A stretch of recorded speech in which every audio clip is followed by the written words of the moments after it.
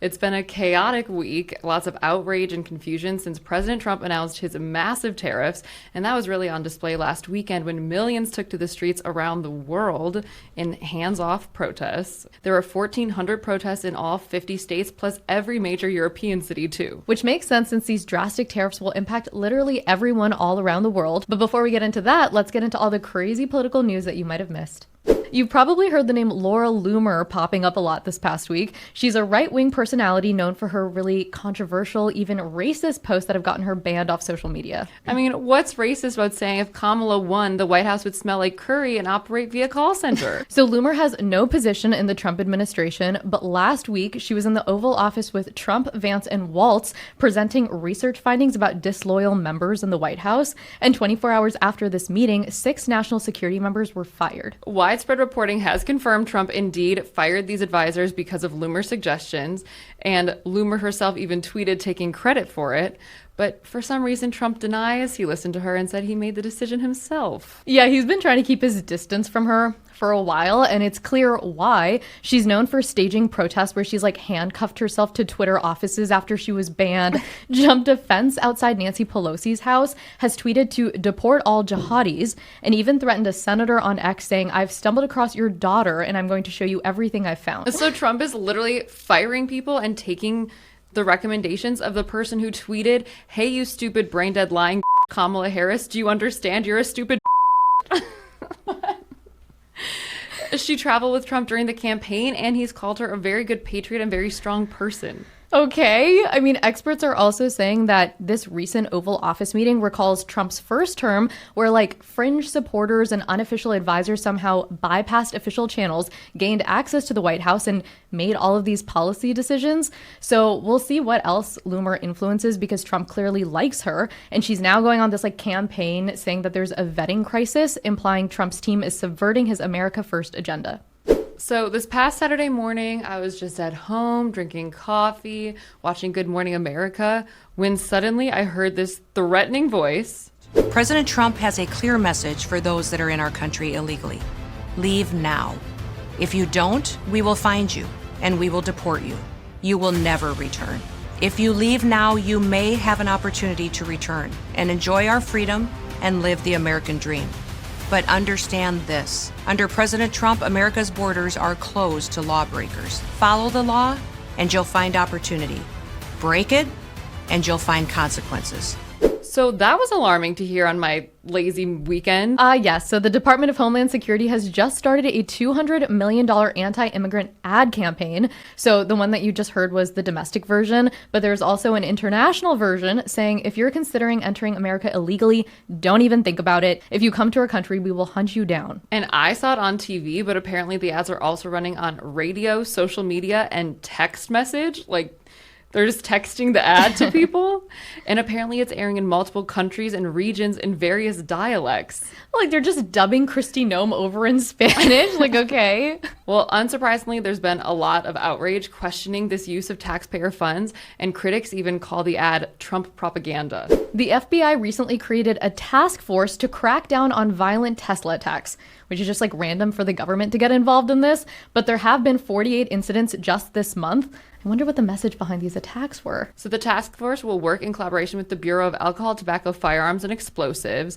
And Attorney General Pam Bondi described the Tesla attacks as domestic terrorism and said that the perpetrators will face up to 5 years in prison. And a majority of these attacks had people throwing Molotov cocktails at Tesla properties, which are bottles that have flammable liquid in them. And so the Justice Department got involved and announced it will specifically charge people who throw these. In response, Elon has said Tesla just makes electric cars and has done nothing to deserve these evil attacks. And Trump basically suggested that the vandalism was paid for by people very highly political on the left. It's interesting that there's a whole task force for this. When on Trump's first day in office, he pardoned hundreds of J6ers that were charged with actual domestic terrorism, but I guess attacking Teslas is somehow worse. The U.S. stock market suffered its biggest two-day drop ever on Thursday and Friday, with investors losing $6.6 trillion. So I guess when Trump said it was Liberation Day, he meant people will be liberated from their money. So basically now there's a 10% baseline tax on all imports to the US after Trump announced a 90-day pause on reciprocal tariffs, except for his 125% tax on China. The pause caused the best stock market day in years, but the uncertainty and looming tariffs are still causing damage. And the last time US tariffs were this high was during the Great Depression, and historians blame the tariffs then for making the Depression way worse and actually leading to World War II because it weakened the world economy so much that extremist ideologies flourished in Europe, and thus World War II began.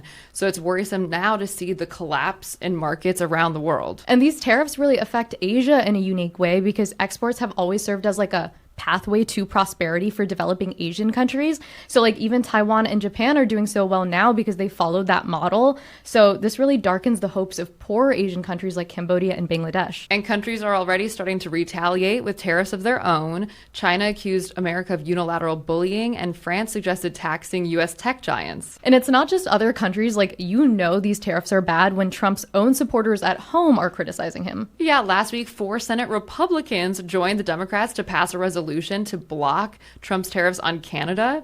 And Ben Shapiro even posted a video calling these tariffs crazy and unconstitutional. President Trump declared that it was, in fact, Liberation Day. His giant tariff policy that he just dropped on the market unilaterally, probably unconstitutionally. One of the biggest tax increases on American consumers in the history of America. Trade wars are, in fact, not good and not easy to win, particularly if you don't actually have a plan. It is predicated on a bad idea of how international trade works, a fundamental misunderstanding of trade deficits. It's been so shocking to see these like far right influencers actually turn on Trump. Like, did you see white supremacist, nationalist, misogynistic commentator Nick Fuentes say that liberals were actually right about Trump? As much as I hate to admit it, liberals were right fundamentally about Trump. Whether he has good intentions or bad intentions, whether he means well or not, in effect, what he is a demagogue. What he is a populist demagogue. So a few weeks ago, Trump Truth Socialed a scathing review of his presidential portrait in the Colorado State Capitol. So he starts off saying nobody likes a bad picture or painting of themselves. So relatable. I hate bad paintings of myself. But the one in Colorado was purposefully distorted to a level that even I perhaps have never seen before. And he said, the artist also did President Obama, and he looks wonderful. But the one on me is truly the worst. He then says, she, the artist, must have lost her talent as she got older. Like he's just taking jabs at everyone. Well, the Newsgirls, along with many major publications, were emailed the artist's first statement since Trump's criticism. So she said she completed the portrait accurately without purposeful distortion or political bias, and that Trump's words are directly and negatively impacting her business of over 41 years, which is now in danger of not recovering. It's so random of him to like bring up this issue after the portrait was hanging there for 6 years. Yeah, and if you look at the reference photos she based it on, like, it's literally spot on. House Republicans are considering selling federal lands around western cities and national parks to help pay for Trump's tax cut extension. So this is a line politicians usually don't cross because these federal lands are vital to rural communities. But the House Natural Resources Chair said that they're reviewing the concept, which unfortunately isn't that surprising because the House rules package that was adopted in January that we actually covered on Newsgirls waived requirements needed to sell public lands. So they basically opened the door to this possibility. As of now, any sale of federal land seems unlikely because 2 Montana Republicans have already said they'd oppose it, and one even introduced a legislation to ban the sale of public lands.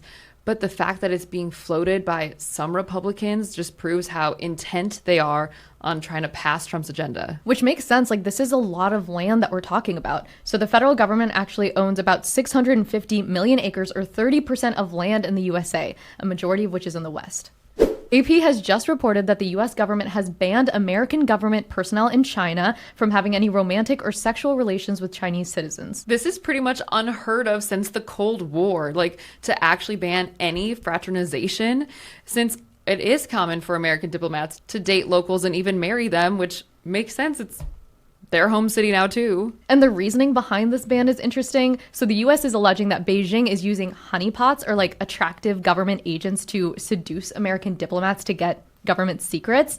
And Americans with pre-existing relationships can apply for exemptions, but if they're denied, they have to end the relationship or quit their job. Well, I'm sure this only adds to the tension between Beijing and Washington right now. Not that Trump really cares about that, since he's waged an economic war on literally every single country in the world. Well, don't worry, not Russia or North Korea.